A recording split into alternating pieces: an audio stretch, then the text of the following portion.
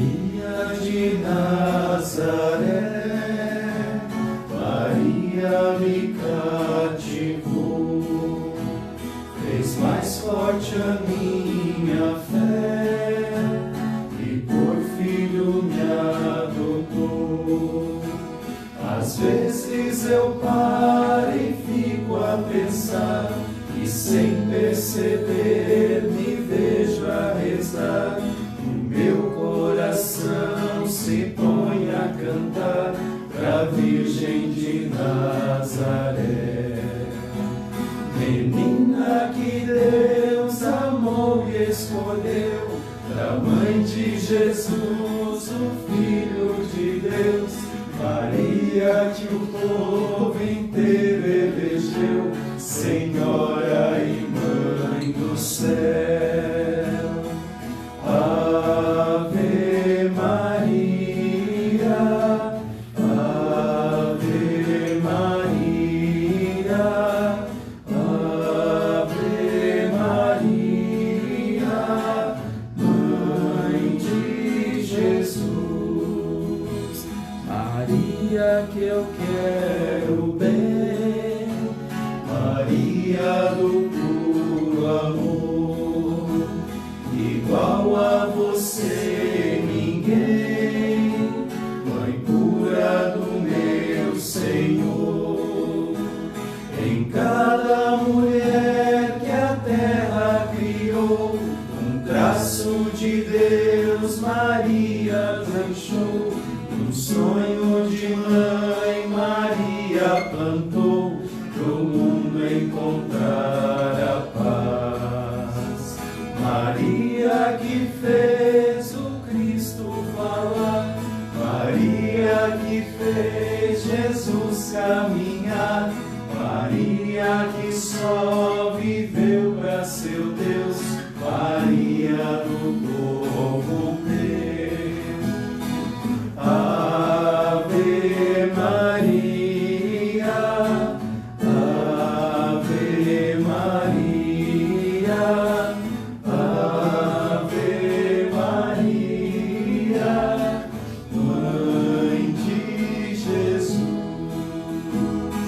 Santa Maria, Santa Maria, Santa Maria, Mãe de Jesus.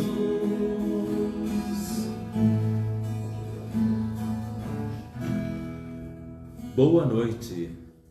Que alegria nos encontrarmos mais uma vez para a nossa formação.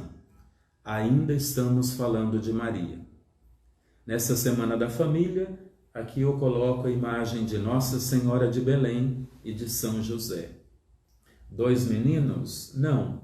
Um único menino levado com amor, com atenção e cuidado, tanto por Maria como por José. Eu me encontro na Casa de Teologia da Diocese de Guarapuava, fica aqui em Curitiba. Amanhã teremos reunião da presidência do Regional Sul 2 da CNBB, então estou aqui. Por isso essas vozes todas hoje no canto Maria de Nazaré.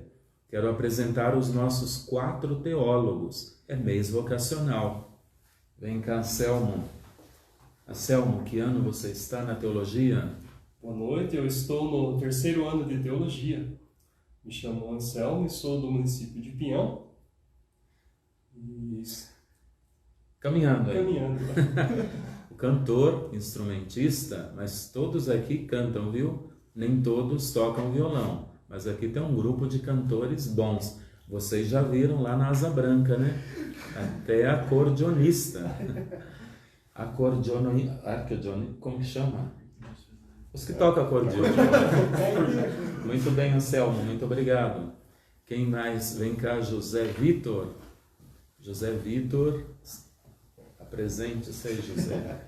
Eu estou no 4º ano de teologia, concluindo aí os estudos na etapa de configuração, e sou natural de Guarapuava. É lá da cidade de Guarapuava. É o próximo, depois dos 3 diáconos que temos, que se ordenarão este ano, Temos o José Vitor para o ano que vem, se for aprovado, né?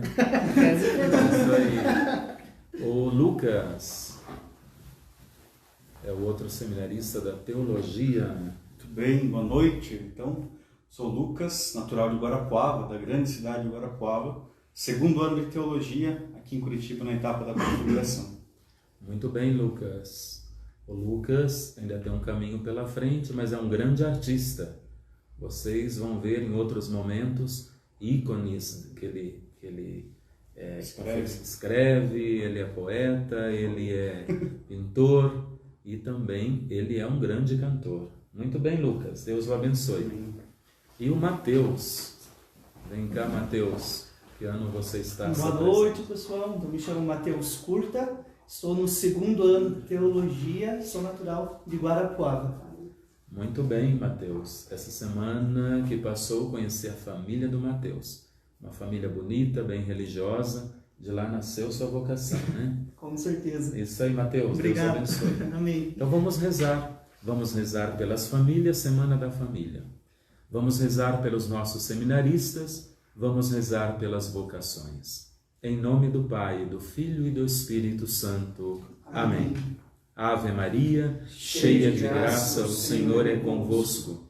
Bendita sois vós entre as mulheres, e bendito é o fruto do vosso ventre, Jesus.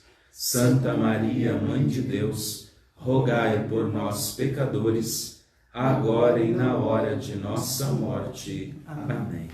Maria, Mãe das vocações, rogai por nós. Sagrada Família de Nazaré, rogai por nós. Muito bem, a semana passada nós vimos uma parte sobre o cotidiano de Maria de Nazaré. Muita gente se surpreendeu com esse cotidiano, nem imaginava que seria desta forma que viveu aquela família pobre, como eram os pobres israelitas. Reafirmo que este é um livro do Frei Clodovis Boff, o grande teólogo e também mariólogo, baseado na Sagrada Escritura, na arqueologia e em textos que narram como se viviam as famílias no tempo de Jesus. Vamos então encerrar hoje essa parte. Algumas curiosidades, além de curiosidades, nos ajudam a adentrar aquele estilo e trazer para os dias de hoje uma imagem de Maria e de São José e também de Jesus menos romantizadas, menos enfeitadas, numa realidade humana como nós vivemos nos dias de hoje. Vou repetir o final da nossa aula da semana passada, quando eu disse que provavelmente, segundo alguns autores, a fim de garantir a subsistência, a família precisava dedicar-se também a alguma atividade fora de casa. Não bastava São José ser um carpinteiro. Ele não tinha trabalho direto ou encomendas de utensílios, de móveis. Então, haviam momentos em que ele não tinha trabalho. Era o momento em que deveriam sair para trabalhar em outros lugares. Houve então períodos em que Maria teve que ver o marido, bem como o filho Jesus, ir para outra cidade em busca de trabalho. E aqui nós lembramos que durante a adolescência de Jesus e juventude, que os evangelhos não falam, provavelmente, num período desse, José e Jesus trabalharam como boias frias, como serventes de pedreiros na construção da cidade de Séforis. Era a nova cidade construída por Herodes Antipas no ano 4 a.C. Assim, Herodes decidiu construir distante, poucos quilômetros de Nazaré, e ele precisava de marceneiros. Isso está em Mateus, capítulo 20, versículos de 1 a 16. Então se acredita, porque muitos galileus foram contratados e é dessa época de Jesus, quando ele era ainda um adolescente iniciando a sua juventude. Daqui então vem a chamada cultura urbana que Jesus tem. E ele manifesta particularmente em alguns termos, como por exemplo, hipócrita. Quando ele chama fariseus de hipócritas. Hipócrita é uma linguagem da cidade, propriamente do teatro grego que existia em Séforis. O que fala hipócrita significa aquele personagem que usava uma máscara. Então, quando Jesus usa a palavra, ele conheceu essa expressão, com certeza, na cidade de Séforis, na construção aí do teatro, apresentações. Aquele que usa máscara, ou seja, aquele que não é verdadeiro, quando chamamos alguém de hipócrita. O termo juros, Jesus fala de juros em Lucas 19, 23. Também ele vai falar de banco. Isso é próprio do urbano, da cidade de Séforis. Juros, colocar o dinheiro no banco para render juros, fala Jesus. Essa seria uma referência ao banco que existia na cidade de Séforis, conforme podemos ver em Lucas 19, 23. Outra expressão, outro termo que Jesus usa é tribunal. Quando ele fala, será levado ao tribunal e não sairá, será julgado e não sairá enquanto não pagar o último centavo. Tribunal. Tribunal porque resolvia questões jurídicas. Jesus fala do tribunal no Sermão da Montanha. Aparece essa palavra em Mateus 5, de 25 a 26. Então, Jesus, de fato, é bem provável que tenha passado grande parte aí da sua adolescência até juventude, provavelmente, né? Não estou confirmando, são muitos estudiosos que nos falam dessa possibilidade, junto com São José, quando não tinham trabalho na carpintaria. Flávio Joséfo é um autor não cristão, um escritor do início do cristianismo e que escreveu fora do cristianismo para as autoridades, sobretudo para o imperador. Olha o que fala Flávio Joséfo. A Galileia é uma região rica de árvores frutíferas e pastagens. Toda a terra é cultivada por seus habitantes sem exceção e não há terrenos baldios. Interessante. Os evangelhos não falam, mas um escritor da época, muito conceituado e muito lido, para afirmar que de fato Jesus Cristo existiu, esteve entre nós, nós temos até esse parecer fora do cristianismo. Flávio Joséfo, Tácito e Plínio são os três escritores fora dos evangelhos, ali dos primeiros séculos do cristianismo, e que falam de Jesus de Nazaré. Assim, é a comprovação de que o Filho de Deus se fez carne. Pode então se supor, uma vez que nós tínhamos a região da Galileia, árvores frutíferas, pastagens, o próprio Flávio Joséfo escreveu sobre isso, não existiam terrenos baldios, as pessoas plantavam muito e cultivavam muito. Podemos então supor que a família de Nazaré, por ser pobre, ela não teve um pedaço de terra. Assim, quando não tinha uma encomenda na oficina, os três também foram para a roça. O que se fazia na roça? Limpar o terreno, preparar a terra e semear. Jesus, em alguns momentos, falou de terra, falou de semente. Jesus conhecia porque teve contato. Com as chuvas do final de novembro e de dezembro, se plantava a cevada. A cevada era uma plantação típica dos pobres.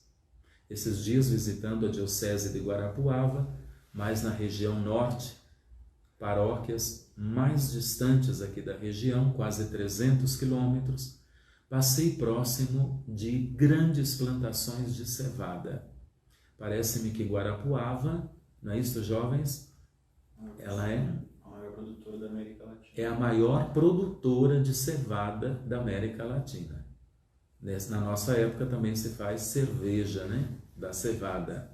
Olha aí, Guarapuava está em alta na cevada. Na época de Jesus, os pobres faziam o pão. Nós vamos ver no Evangelho de São João, na multiplicação dos pães, ali tem, não é um detalhe, mas é algo que nos chama a atenção e tem uma mensagem importante. O menino que coloca o seu lanche à disposição. Então, é um menino já dando lição para os adultos de partilha. E esse menino é pobre, porque diz o evangelista que ele levava pães de cevada. Se são pães de cevada, não flor do trigo, como nós vimos, os ricos comiam da flor do trigo e os pobres só em grandes festas que o pão era feito com a flor do trigo, o trigo era mais caro. Assim sendo, a Sagrada Família plantava ao redor da casa. Era uma colheita que as famílias, e aqui no clã, nós falamos do clã de São José, onde Maria morava, com seu filho e seu esposo, tinha a plantação. E a cevada era o que mais comum, até por causa do pão. Então, chuvas do final de novembro e dezembro, era momento de se plantar a cevada para garantir o pão de cada dia. Em Pentecostes, junho e julho se colhia a cevada. Nós vamos ver em Marcos, no capítulo 4, versículo 29. Resumindo, o trabalho da Sagrada Família. José na carpintaria, ensinou o ofício a Jesus a partir dos 5 anos de idade.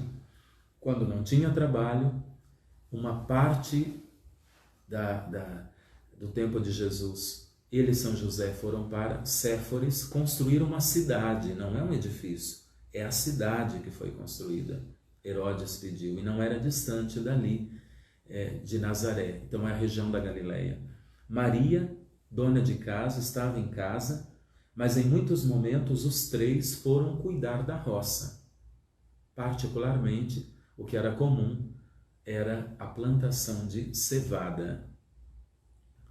Assim, junho e julho era a época da colheita da cevada, época de Pentecostes, porque tinha essa grande festa judaica, né? Festa das tendas, mais ou menos, era nessa época. Não é isso, teólogos? Sim. Muito bem. Hoje eles estão aqui escutando e de vez em quando eu vou perguntar para ver se eles estão realmente aprendendo na teologia. Eles estão assim meio... Além de buscar água e fazer o pão, a dona de casa também, ela tece a roupa dos seus familiares.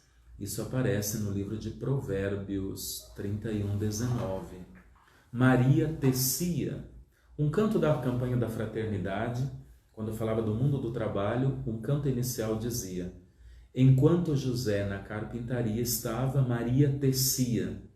O tear era próprio das famílias, porque as roupas eram confeccionadas em casa.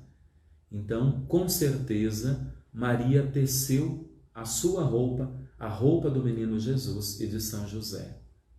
Na Galileia se fia o linho e na Judéia a lã. Vou repetir. Nazaré fica na região da Galileia. A roupa de linho ela é mais comum porque ali se trabalha com linho. Na Judéia, que é outra região, onde fica a cidade de Belém e também Jerusalém, é mais próprio a lã, até porque nós temos muitos rebanhos, muitas ovelhas, pastores. Jesus falará, né, sobre isso quando fala do bom pastor. O linho se cultiva no campo e não muito longe de casa. O algodão, na época, ele não é difundido. Fiar é uma tarefa estritamente doméstica, próprio da época. Então, algodão não é da época de Jesus, senão o linho que é cultivado no campo. 2 dias antes do Sabat, o Sabat é o sábado era o domingo, né? O que é o domingo para nós era o sábado para o judeu. E o judeu levava muito a sério, como leva até os nossos dias. No sábado não se fazia nada, tudo tinha que se preparar na sexta-feira. Assim, 2 dias antes do Sabat, o que significa? Toda quinta e toda sexta-feira, Maria lavava a roupa que a família iria usar na sinagoga. Olha lá, Maria prepara a roupa sua, sobretudo de São José e do menino, porque os homens têm mais vez e espaço na sinagoga. As mulheres ficam mais discretamente no fundo. Mas ela prepara esta roupa nos 2 dias da semana, quinta e sexta-feira. Maria não usa sais, sódio e potássio, porque são caros. Mas elementos que contêm o sódio, na época se usava muito o salitre e a cinza para lavar roupas. Olha aí, o tipo de sabão que era feito na época. Era feito com salitre e com cinza. O potássio, o sódio eram caros para se colocar no sabão. Os pobres geralmente não usavam. Agora você descobriu qual era o sabão que se fazia em casa. Minha mãe tinha sabão caseiro em casa, com cinza. Algumas, minha mãe não fazia, mas eu sei algumas pessoas, umas senhoras que faziam com o abacate. Com abacate. Até hoje, no interior, também com gordura, né? Na casa de vocês se faziam, jovens? Sim. Era de gordura, mais né? Que fazia no tacho. Eu não sei muito bem não, porque eu não fiz. Mas eu lembro que minha mãe fazia. Soda, já a soda que não se usava, né? É o salitre e a cinza para o sabão. Algum manto velho ou desbotado, passava-se uma tintura e era reaproveitado. Os pobres não tinham muitas roupas e era todo trabalhoso, como nós vimos. A mulher, em alguns momentos, a ajuda do marido, a ajuda de Jesus. Jesus não ajudava só a sua mãe a moer a cevada para fazer o pão, porque precisavam de 2 na moenda, lembra? Mas também ajudou na roça e também ajudou no tear, que muitas vezes Maria precisou. Então se passava uma tintura. Como era o jantar da família de Nazaré? Os homens da casa, eles chegavam do trabalho e recitavam o ofício do fim do dia. Lembram da Beracá? A Beracá é a ação de graças. Adonai. Desde o momento em que se acordava, se diziam as Beracás. Hoje poderíamos dizer, são antífonas. Por exemplo, Senhor, eu vos agradeço por terdes morrido na cruz pelos meus pecados. Outra, Jesus, manso e humilde de coração, fazei nosso coração semelhante ao vosso. Outra, ó Maria concebida sem pecado, rogai por nós que recorremos a vós. São antífonas que a Igreja concedeu até indulgências e se tornaram populares. São Francisco de Sales, ele pede que durante o dia nós falemos, rezemos com antífonas, para que nós não percamos a presença de Deus. O pensamento elevado a Deus deve ser rápido, porque nós estamos no meio de tantas atividades. Então, essas antífonas ou jaculatórias se tornaram mais populares ainda, né? As que eu citei, ajuda-nos a sentir a presença de Deus e que Ele se faz presente e se manifesta a nós. Assim eram as Beracás, ação de graças e sentir Deus tão presente.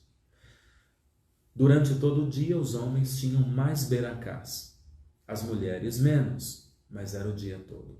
O homem entrava na casa como São José e recitava o ofício do fim do dia.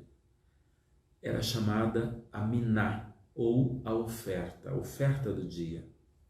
Se oferece a Deus as boas ações e se pede o perdão dos pecados. Olha, o homem entrava em casa, fim da tarde, 5h30, 17h30, 18 horas. Ele oferece a Deus as boas ações realizadas, porque agora ele entra para o descanso e pede perdão dos pecados. Maria serve a ceia no chão, da casinha estreita e mal iluminada. Esta é a refeição principal. O jantar era a refeição principal. O que se comia? Se comia o pão. O pão ázimo não era só para o café da manhã, também fazia parte do almoço e do jantar, sobretudo do jantar, que era mais demorado, uma vez que estavam todos em casa.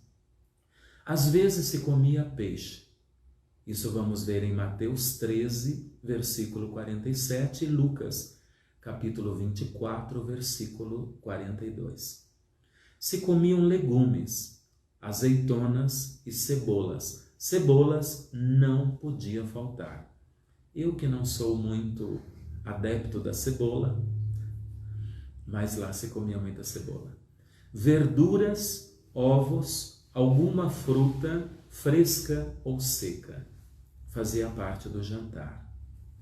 Bebe-se a água, ou a chamada posca. Posca era uma bebida da época de Jesus. Era o vinagre misturado com água. Aparece em Marcos 15, 36. Então, quando dão para Jesus o vinagre com água, se é misturado na água, lembra a posca. Era uma bebida típica para se tomar nas refeições, como hoje talvez aí um refrigerante que tomamos. Nas festas se tomava um pouco de vinho. Os pobres não tinham vinho nas mesas, então conseguiam reservar pelo menos para as festas. Come-se também gafanhoto. Nós vamos ver João Batista. Era comum, haviam gafanhotos que que se comia, outros não. Então, era comum nessa época. Para nós hoje, existem 800 espécies comestíveis de gafanhotos na época de Jesus. 4 delas são de uso corrente entre os pobres. Os pobres, então, era um prato, não sei se delicioso, mas era muito comum, porque era barato. Eles caçavam os gafanhotos e era um prato nutritivo. Se você quiser, invente uma receita, modernizando hoje. João se nutriu de gafanhotos. Nós estranhamos quando lemos em Marcos, no capítulo 1, versículo 6. Mas faz parte do cardápio dos pobres. E no deserto é o que ele tinha mais para se alimentar. Então não é de se estranhar, porque era comum e eram comestíveis. Também se come frito o gafanhoto, como camarão, ou se faz biscoito. Olha lá, você já pode ir testando a receita, Vou repetir. O gafanhoto se come frito como um camarão, ou se faz o biscoito. Olha a receita. Seca o gafanhoto, soca no pilão até virar o pó. Depois se mistura a farinha de trigo. Quem gosta de cozinha, houve uma onda de gafanhotos, Quase chegou aqui no Brasil, só que não eram comestíveis. Brincadeira. Mas era muito típico da época e era um alimento nutritivo e comum entre os pobres. Maria e José, o casal nunca fez amor? Estamos na Semana da Sagrada Família. Maria foi dada em casamento a José, porque naquele tempo a mulher não se casa, mas ela é casada pelos pais. Casamento arranjado. Os pais é que decidem o noivo para as suas filhas. Jacó é o pai de José. Mateus 1, 26. José combinou com o pai de Maria, Joaquim, o dote a ser pago em joias e roupas, ou utensílios domésticos, e ainda uma pequena propriedade rural. Sabia disso? Era comum na época. Não bastava levar a filha, tinha que dar o dote por ela. O pai do noivo, era comum ele tentar rebaixar o preço da noiva. Então é como se Maria tivesse sido vendida, mas eram assim os casamentos. O pai dela tentava elevar as suas virtudes. Então o pai elevava as virtudes, no caso de Joaquim. Quantas virtudes ele poderia contar da filha? Sobretudo a modéstia selada por sua virgindade. E aí, elevando mais o preço, a família da noiva, ela saía lucrando, porque ela recebia mais.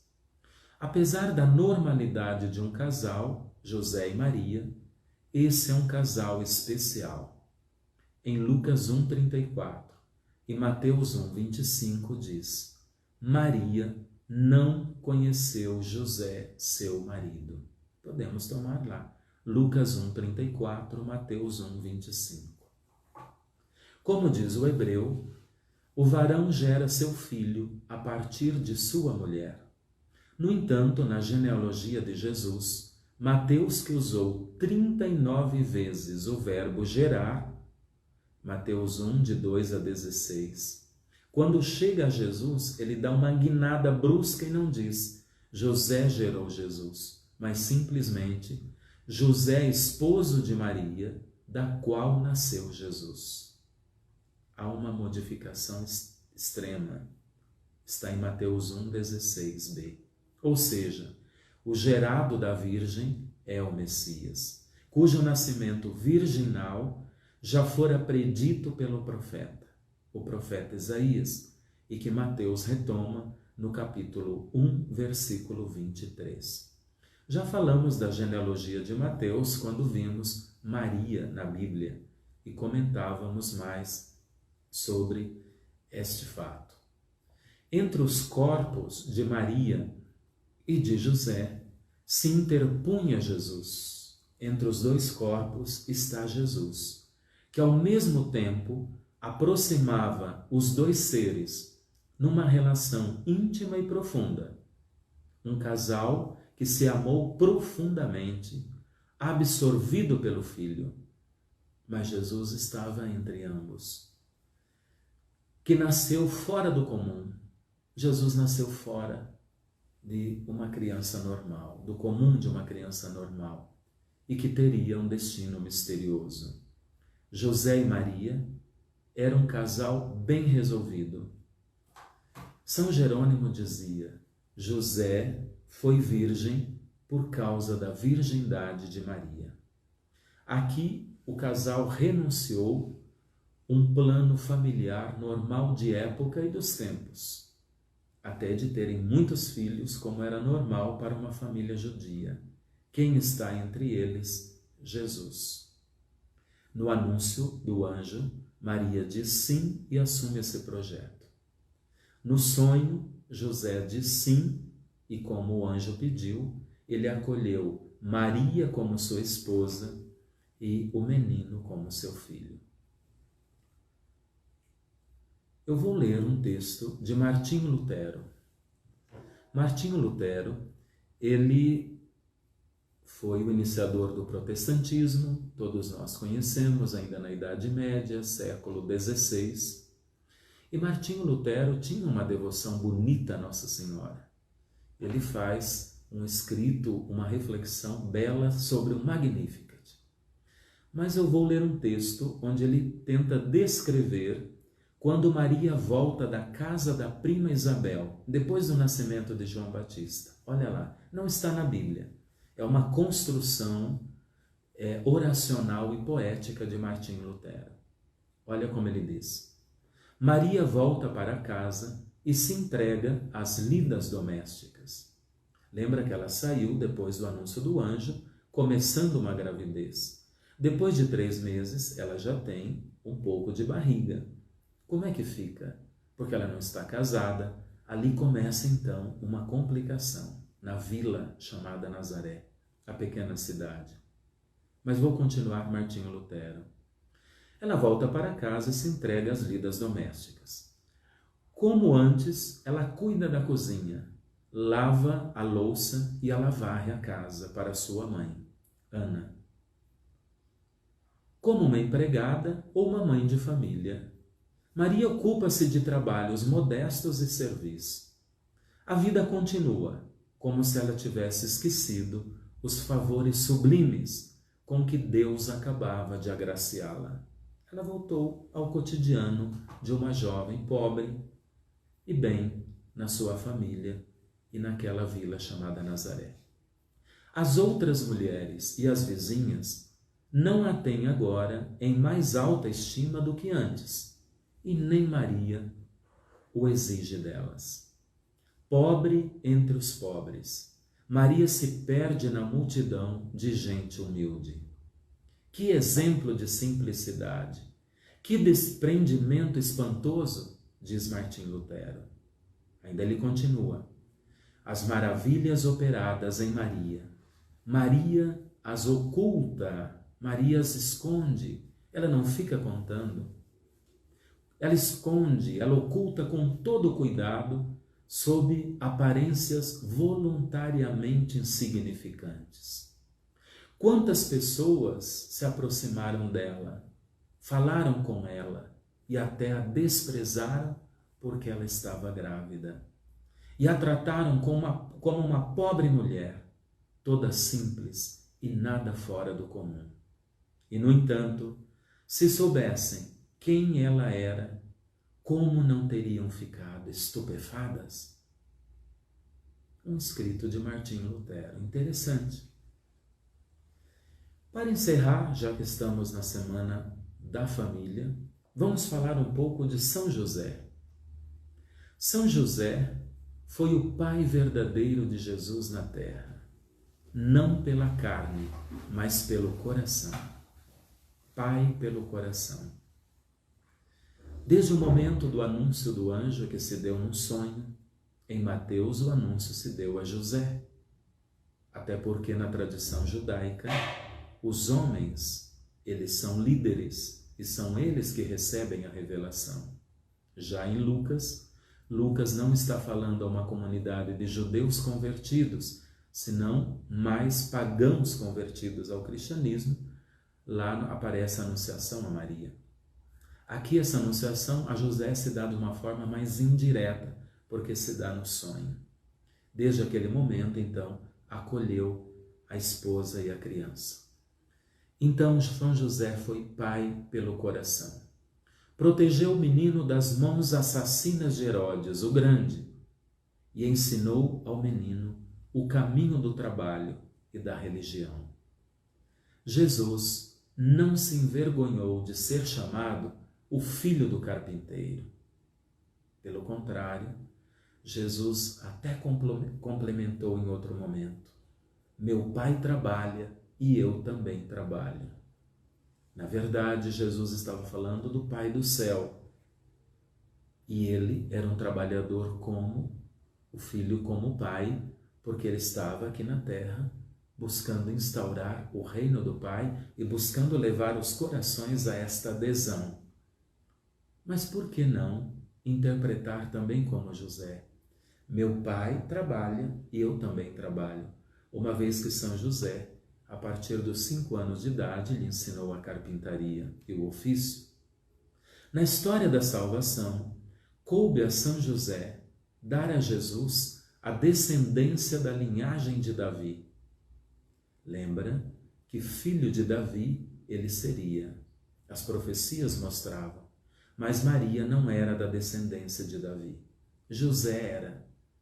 Então foi José que deu a linhagem de Davi a Jesus. Assim se cumpriu as promessas divinas. A São José coube a honra de dar à criança um nome: Jesus. Foi São José que deu, então, um nome, uma identidade. Quando rezamos as dores e as alegrias de São José, nós refletimos um pouco sobre isso no dia de São José, mas vou lembrar. Maria deu carne a Jesus, carnalidade, deu um corpo, deu sangue. José deu identidade a Jesus. Ele registrou o menino, ele deu nome ao menino, ele deu uma linhagem profética e de rei, né? O rei Davi. Então se cumpriu todas as escrituras. Ao falar destes santos, São José, São João Paulo II, na exortação apostólica Redentores Custos, a custódia do Redentor, São João Paulo II escreveu uma exortação sobre São José, importante. Vou tomar, né, o protetor do Redentor, Redentores Custos. João Paulo II declarou: assim como cuidou com amor de Maria e se dedicou com empenho à educação de Jesus Cristo, assim também São José, ele guarda e protege a Igreja, que é o corpo místico do seu Filho Jesus. Olha que bonito essa expressão e profunda para rezar. Assim como São José cuidou com amor de Maria e se dedicou com empenho à educação de Jesus Cristo, assim também São José, ele guarda o corpo místico de Jesus, que é a Igreja, com o mesmo empenho, com o mesmo cuidado e com o mesmo carinho. Então não é sem razão que São José foi proclamado o patrono da Igreja Católica, o patrono da Igreja Universal. A palavra católica significa universal.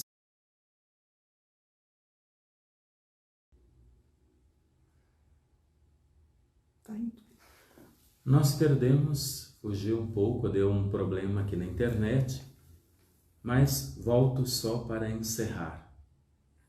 Vamos encerrar rezando pelas famílias. E quero convidar você para um live sobre a família, onde nós vamos fazer uma leitura orante num dos textos bíblicos nesta quarta-feira, mas será às 21 horas. Será transmitida para, sobretudo, a pastoral familiar, mas para você, que sempre está aí presente também nas formações. Nós vamos fazer uma leitura orante e tomando o texto da perda e do encontro de Jesus no templo. Dessa forma, nós queremos rezar, aprender com a família de Nazaré, com o tema desta Semana da Família. Eu e minha casa serviremos ao Senhor. Vamos rezar pedindo as bênçãos da Sagrada Família para todos os lares, para o seu lar, para cada um de nós, principalmente para que possamos vencer esta pandemia, que a vacina chegue logo, a cura dos infectados da Covid-19, tantas outras enfermidades, tantas doenças que adentram os nossos lares, o coração do pai, da mãe, o coração do casal e dos filhos. Vamos pedir essa bênção especial rezando. Pai nosso que estais nos céus, santificado seja o vosso nome. Venha a nós o vosso reino, seja feita a vossa vontade, assim na terra como no céu. O pão nosso de cada dia nos dai hoje. Perdoai-nos as nossas ofensas, assim como nós perdoamos a quem nos tem ofendido, e não nos deixeis cair em tentação, mas livrai-nos do mal. Amém. Antes da bênção, uma frase de Santa Teresinha do Menino Jesus sobre Nossa Senhora. Sou filha de Maria. A Virgem Santíssima é mais mãe que rainha. A Santíssima Virgem teve menos que nós, porque não teve uma Santíssima Virgem para amar, e nós a temos e ela nos ama. Ó Mãe bem-amada, apesar da minha pequenez, como tu, eu possuo em mim o Onipotente. a Santíssima Virgem nunca estará escondida para mim, porque eu a amo demais. Vou dar a bênção e nós vamos a um canto. Aqui está o Anselmo, vai puxar outro canto para nós de Maria, nós vamos fazer um coro junto com você aí. Vou dar a bênção da saúde, sobretudo a saúde para você e sua família. O Senhor esteja convosco, Ele está no meio de nós. Nosso Senhor Jesus Cristo esteja sempre do vosso lado para vos defender, dentro de vós para vos conservar, diante de vós para vos conduzir, atrás de vós para vos guardar e acima de vós para vos abençoar. Pelos merecimentos santíssimos da paixão de Jesus, a intercessão da Virgem Maria e São José, a Sagrada Família de Nazaré. Abençoe-vos o Deus da saúde, da alegria e da paz, o Deus que é Pai e Filho e Espírito Santo. Amém. Vamos cantar e depois vamos nos despedir.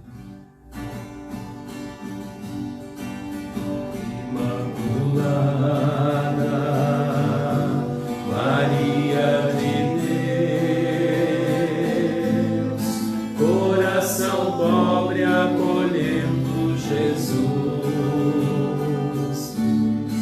Imaculada Maria do povo, mãe dos aflitos que estão junto à cruz. Coração que era assim para a vida, um coração que era assim para o irmão, um coração que era assim para Deus, reino de Deus renovando este chão. Imaculada Maria de Deus, coração pobre acolhendo Jesus. Imaculada Maria do povo, mãe dos aflitos que estão junto à cruz.